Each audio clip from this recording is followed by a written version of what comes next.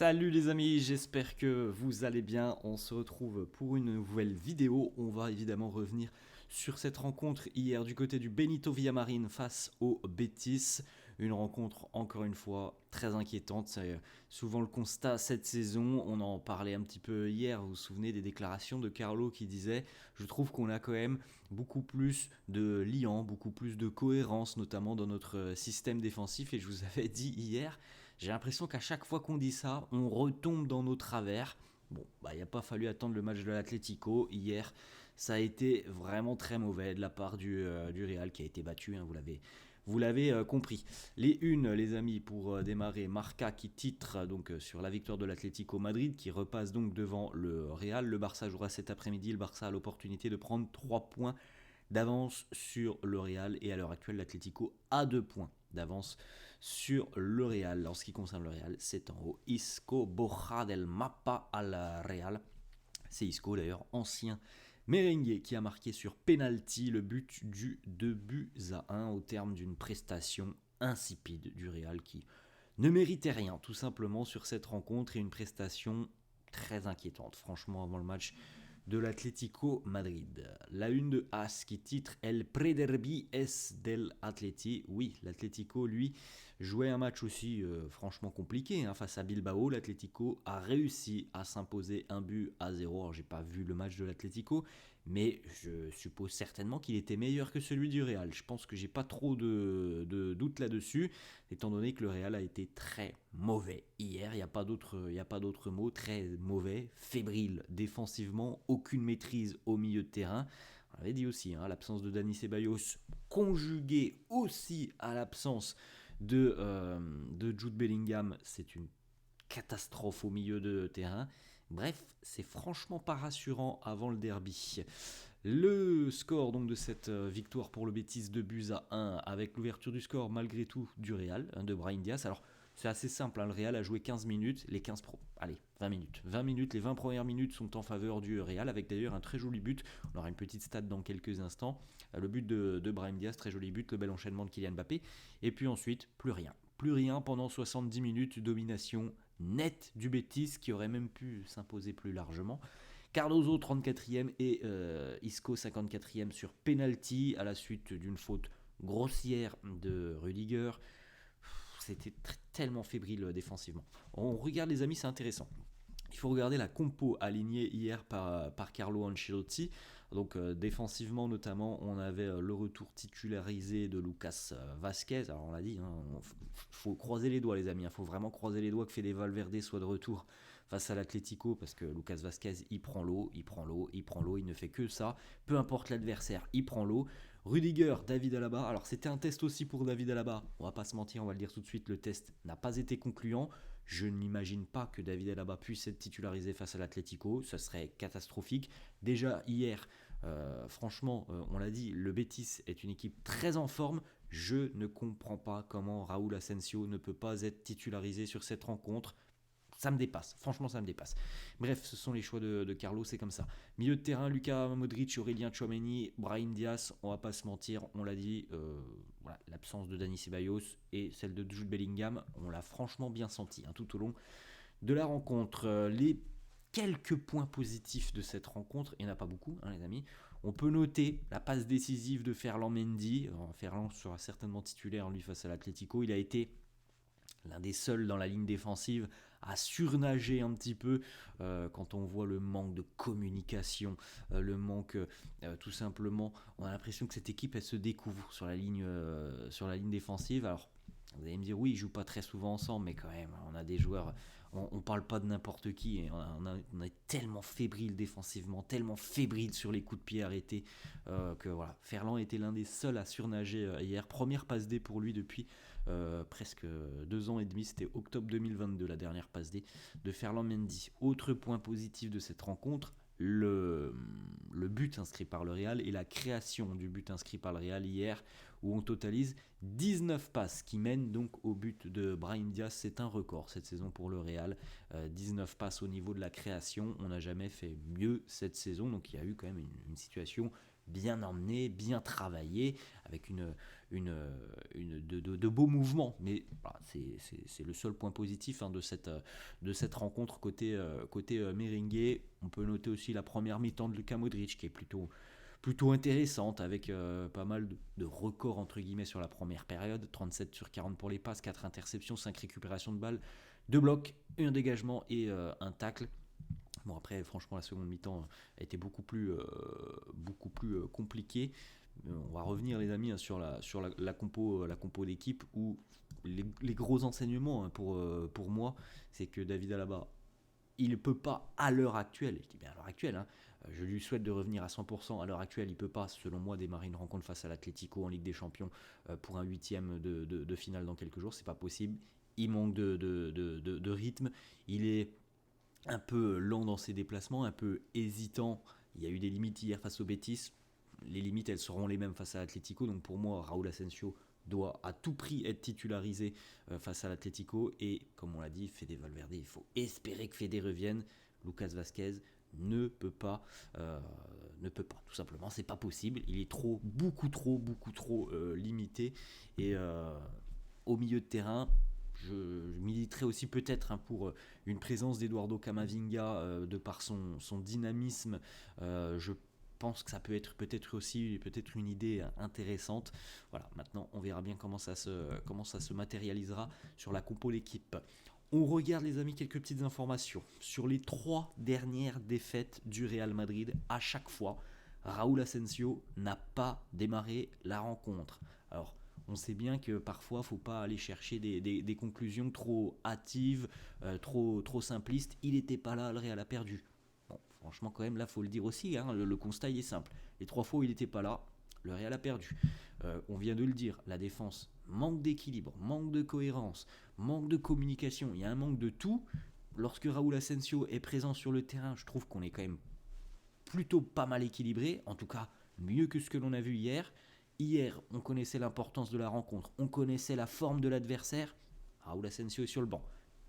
Je ne suis pas entraîneur, les amis, mais on est tous supporters, on se questionne tous, et franchement, on a beaucoup de mal à comprendre. On a beaucoup de mal à comprendre comment hier il ne peut pas être titularisé.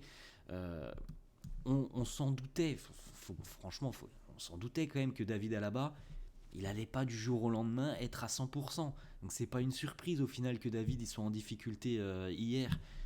C'était pas le match, je pense, pour le tester. Voilà, bon, c'est comme ça. Marca qui annonce, il est pour le moment assez incompréhensible d'essayer de comprendre pourquoi Carlo insiste à trouver des alternatives à Raúl Asensio. Il est le meilleur défenseur du Real sur les derniers mois. Y a quoi, on peut rien rajouter à ça, les amis. Pourquoi Carlo essaye de trouver des solutions? Allez, David Alaba, un coup Aurélien Tchouaméni. Pourquoi Raúl Asensio fait le boulot depuis qu'il est avec l'équipe première? Pourquoi il n'est pas utilisé? Alors, la seule solution, la seule possibilité, les amis, que l'on peut tenter de soumettre, c'est de se dire que Raúl Asensio sera titularisé face à l'Atlético et qu'hier, entre guillemets, il était mis au repos. On rappelle quand même qu'il n'avait pas joué les 90 minutes face à la Real Sociedad, qu'il est dans la force de l'âge, qu'il n'est pas blessé. Et je pense qu'il est capable d'enchaîner tous les 3 jours, Raúl Asensio. Donc, c'est la seule possibilité qui me vient en tête, c'est qu'il sera aligné en titulaire face à l'Atlético. Et c'est pour ça que, entre guillemets, hier, on l'a préservé. C'est la seule possibilité, seule idée que je vois, parce que, comme on le dit, c'est quand même assez incompréhensible d'essayer de comprendre pourquoi Carlo essaye à chaque fois de trouver quelqu'un qui peut remplacer Raúl Asensio, du Tchouaméni, du David Alaba. Alors que Tchouaméni fait le boulot parfois. Hier, il était en grande difficulté, il faut le dire aussi. Il a montré ses limites hier. Je comprends pas. Voilà, je comprends pas. Si vous avez des réponses, laissez-moi tout ça en commentaire. Autre information de Marca et point de vue aussi du quotidien, Carlo a plusieurs questionnements, plusieurs doutes sur la défense qu'il doit aligner face à l'Atlético en Ligue des Champions. Le Betis a répondu à toutes ces questions. Alaba n'est pas prêt pour les grandes rencontres et Lucas Vazquez non plus. Voilà, le test a été échoué. Alors, franchement les amis, si on a... Alors après, évidemment, si Fede Valverde n'est pas remis à temps, c'est un autre débat. Mais s'il est remis à temps, il est impossible que Lucas Vazquez démarre la rencontre. C'est impossible. Voilà, ça serait incompréhensible. Et franchement, les amis, si David Alaba démarre la rencontre, c'est la même chose, c'est le même constat. C'est pas possible à l'heure actuelle que David Alaba démarre cette rencontre face à l'Atlético. Voilà. On verra la compo dans quelques jours. On espère quand même, de ce que l'on voit, on a des yeux les amis, on espère que on aura Raúl Asensio et comme on l'a dit, le cas particulier de Fede, on espère qu'il sera remis à 100%. On continue les amis, et là on va s'intéresser aux questions-réponses entre journalistes et Carlo hier lors de la conférence de presse. Carlo qui nous dit on mérite cette défaite, on a joué un très mauvais match. Voilà, au moins c'est clair, au moins il a vu quand même la même chose que nous, il a été lucide sur le constat de cette rencontre. Le Real a été mauvais, le Real ne mérite pas sa victoire, le Real aurait dû même certainement en prendre 3 ou 4. Voilà, c'est le constat, il n'y a rien d'autre à dire. Le remplacement de Kylian Mbappé qui a été remplacé à peu près à la 60e, 65e par Hendrick. Il nous dit il a eu des problèmes avec sa dent en milieu de semaine, il ne s'est pas beaucoup entraîné, il n'est peut-être pas à son meilleur niveau sur ce moment précis. J'ai préféré le sortir et faire rentrer Hendrick qui lui est sur une bonne dynamique. Bon, on ne peut pas reprocher à Carlo d'avoir sorti Kylian Mbappé sur cette rencontre et d'avoir fait rentrer Hendrick qui était plutôt en confiance. Bon, ça n'a pas payé parce qu'il ne s'est pas passé grand chose en seconde mi-temps, mais ça on ne peut pas lui reprocher. Ensuite, Carlo qui relève aussi le manque de cohérence, le manque d'équilibre, le manque de justesse. En première mi-temps, le Real a perdu 27 ballons sur cette rencontre, ce qui est quand même assez très impressionnant, les amis, 27 ballons. Dans une équipe qui doit avoir une certaine maîtrise du jeu, c'est beaucoup trop. Ensuite, il nous le dit aussi, Carlo, et voilà, je pense que ça, j'espère que ça va servir d'électrochoc, il nous le dit. Si nous jouons comme ça face à l'Atlético, on ne gagnera pas. Ça, c'est un fait, c'est une certitude. Si le Real reproduit cette rencontre face à l'Atlético dans quelques jours, il n'y aura pas de bons résultats au bout. Ça semble assez impossible. Si on joue comme ça face à l'Atlético mardi, on ne gagnera pas. On n'a pas été aussi compact que sur les précédentes rencontres. Mais comme on l'a dit en début de vidéo, c'est l'histoire de cette saison, les amis. On a l'impression de faire des progrès, on a l'impression de faire 2 pas en avant. Et puis le match d'après, on en fait 3 en arrière. Ça a été comme ça tout au long de la saison. Je vois difficilement comment les choses pourraient changer jusqu'en fin de saison. C'est ça qui est un petit peu inquiétant, notamment pour la course au titre en championnat. En plus, on va regarder les stats dans quelques instants. On perd beaucoup trop de points. Le contenu n'est pas très bon en général. Donc voilà, c'est une saison franchement qui est très compliquée. Voilà, on a beaucoup de mal à trouver un certain équilibre. Alors il y a des choses, des éléments qui peuvent expliquer un petit peu, notamment défensivement, les nombreux pépins physiques, mais il n'y a pas que ça. Carlo qui nous dit aussi, qui répond à la question de la journaliste, est-ce que vous êtes en train de perdre le titre? Il nous dit, en tout cas, oui, c'est un gros coup dur pour nous, on doit réagir, toutes les équipes vont de l'avant, nous n'avons pas joué, nous n'avons pas bien joué sur cette rencontre, comme on l'a dit les amis, l'Atlético a pris 2 points d'avance, le Barça peut en prendre 3 cet après-midi. Alors c'est compliqué, franchement les amis, c'est compliqué quand on voit la dynamique à l'heure actuelle, quand on voit le contenu des matchs. C'est difficile d'imaginer que le Real va inverser cette situation. Va falloir beaucoup travailler, va falloir progresser aussi parce que voilà, il reste maintenant une douzaine de matchs en championnat. Il y aura des affrontements importants, notamment face au Barça, mais la dynamique à l'heure actuelle est largement en faveur du Barça et le Real est en train de se saborder. Sur les 5 derniers matchs de Liga, le bilan est terrible pour le Real. On avait vu le bilan catastrophique du Barça sur la fin d'année 2024. Ils ont complètement redressé la barre. Bon, pour le Real, sur les 5 derniers matchs, 1 victoire, 2 nuls, 2 défaites, évidemment. Avec ça, tu glisses au niveau du classement. Le Real a perdu 10 points sur le dernier mois. Vous vous en souvenez, les amis? C'était pareil, la même chose il y a 2 ans. On avait été dans une incapacité totale de gérer cette période janvier-février. Bis repetita cette saison où voilà, l'enchaînement des matchs, le contenu, on se retrouve relégué et encore une fois on est dos au mur. Une autre petite déclat de Carlo pour terminer les amis, avec, on l'espère, un petit peu d'espoir. Il nous dit: j'espère que ce match va nous réveiller pour le prochain. Il semble que l'on était beaucoup mieux organisé, beaucoup plus cohérent récemment, mais aujourd'hui, nous n'avons pas été aussi bons que sur les précédentes rencontres. Bon bah voilà, maintenant les amis, le constat il est fait, on était très mauvais.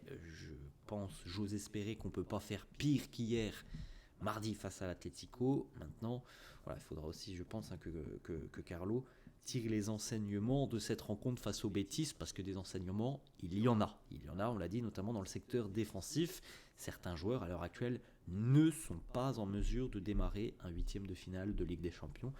Voilà, on attendra ce qui se passera mardi, les amis. De toute façon, ça arrive vite, hein, dans 48 heures.